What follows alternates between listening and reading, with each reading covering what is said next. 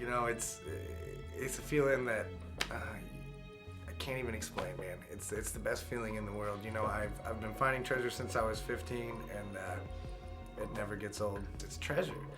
It's you know, it represents adventure and romance and excitement. You know, finding lost treasure. The public gets a very romantic view of treasure hunting and salvage in the great tradition of romance and adventure, of pirates and cowboys and people out on the seas risking it all to find great and tremendous things. You can't excavate a site on public land for your profit.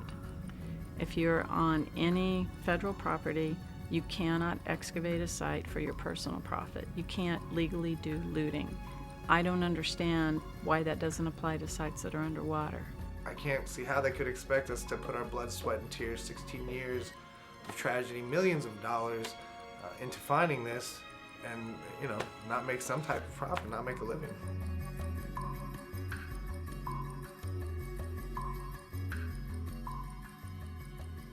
Salvage expeditions are in a hurry. For them, time is money. And so you see different techniques being used. Many of the companies that we've looked at and examined have applied a less than rigorous standard in every aspect of their work. I think that any archaeological community that came in and saw how we do what we do would be impressed. And I think we have the ability to take the best care of these artifacts because we do have our own private funding. Archaeology is expensive, and rather than focus on documenting the fragmentary remains of a wooden hull or some other fragmentary feature, the focus is on getting the coins out or getting the gold out. You see them using more prop washes, for instance, where you take a propeller and put it essentially into a 55-gallon drum and direct the stream of water downward. We turn on the RPMs and it basically deflects the prop wash down towards the bottom and pushes the sand out of the way. So when you get done, you've got a berm of sand on the outside and basically just bedrock underneath you. And that means things like fig seeds or olive stones or grape seeds. These are all things that I've found on shipwreck sites and studied. Those are just completely blown away, and so you lose the chance to see where that ship had been connected to in the wider world. In some cases, they may be doing technically competent work. They might be applying beautiful techniques of preservation.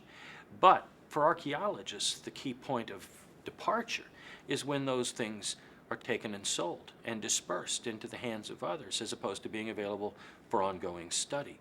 The selling of artifacts to archaeologists is always an issue. For me personally, I don't have any problem with it. If good archaeology means that an artifact never gets sold, you know, well, we sell artifacts. I don't think that's what good archaeology is. I think good archaeology is making sure that every aspect of the wreck is recorded.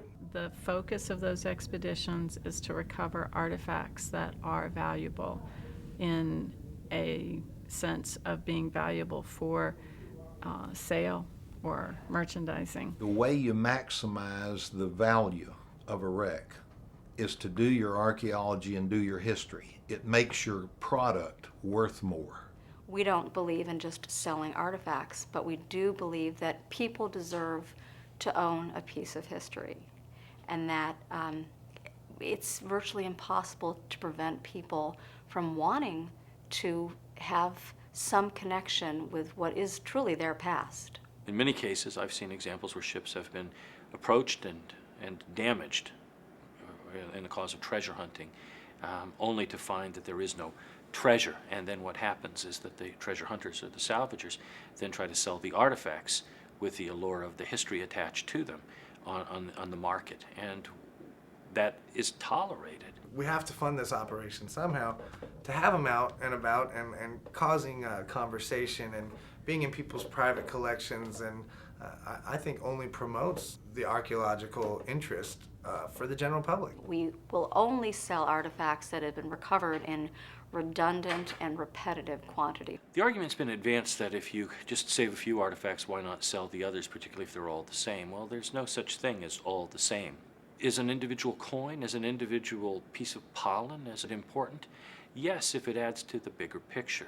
Out of all those small details, we gain a better understanding of what the past was like, and from assembling all the small details, we get the big picture.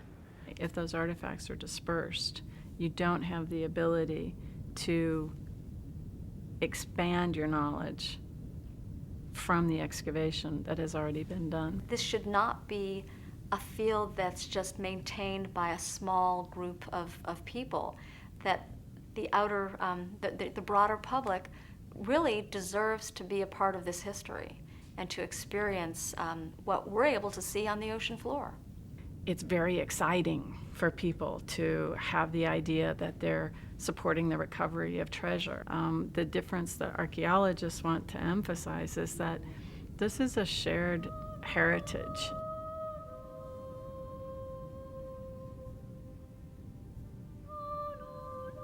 We have a responsibility to be stewards of that information rather than to quickly go through it with below standard documentation. There's 200,000 people out there right now that have a Natocha coin around their neck.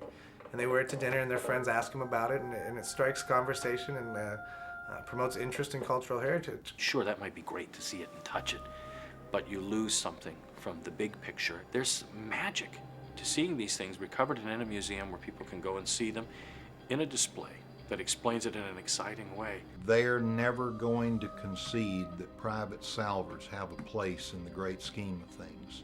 They're not going to concede that they ought to be rewarded for doing it correctly. They're not going to concede that the incentive of a salver doing it correctly, doing the archaeology, doing the history, is to the benefit of everybody, including the salver.